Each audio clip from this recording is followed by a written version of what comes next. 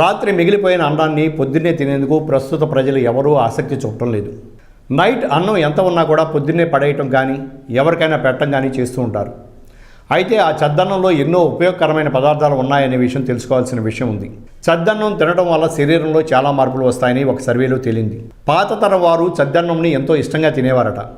అందుకే వారి ఆరోగ్యం చాలా చక్కగా ఉండేదని అంటారు. మన తాతల కాలంలో రాత్రి వండిన అన్నాన్ని పొద్దున్నే పెరుగు కలుపుకొని మామిడికాయ చట్నీ వేసుకుని పచ్చిమిర్చి మరియు ఉల్లిగడ్డ నంచుకుని తింటే చాలా బాగుండేదట. కానీ ఇప్పుడు చూద్దామన్నా ఏ ఒక్కరూ కూడా అలా తినడం లేదు. పల్లెటూరులో సైతం రాత్రి అన్నంను పశువులకు పెట్టడం మనం చూస్తూ ఉన్నాం.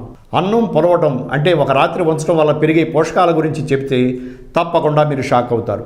50 గ్రాముల అన్నాన్ని తీసుకుని రాత్రి పొలవబెట్టినట్లయితే 1.6 మిల్లీగ్రాములు ఉన్న ఐరన్ 35 మిల్లీగ్రాములుగా పెరుగుతుంది. అలాగే పొటాషియం మరియు కాల్షియంలు కూడా భారీ మొత్తంలో పెరుగుతాయి అని శాస్త్రవేత్తలు చెప్తున్నారు. రాత్రి అన్నం తినడం వల్ల కలిగే ఉపయోగాలు ఇప్పుడు మనం చూద్దాం. చద్దన్నం తినడం వల్ల శరీరంలో రోగనిరోధక శక్తి పెరుగుతుంది. వేడి ఎక్కువగా ఉన్నవారు చద్దన్నంలో పెరుగు, పచ్చిమిర్చి, ఉల్లిపాయ వేసుకుని తింటే ఆ వేడి తగ్గుతుంది. ఎక్కువ సమయం ఉల్లాసంగా గడపాలంటే చద్దన్నం పొద్దున్నే తినాల్సిందే. పలు చర్మ వ్యాధుల నుండి చద్దన్నం కాపాడుతుందని తేలింది.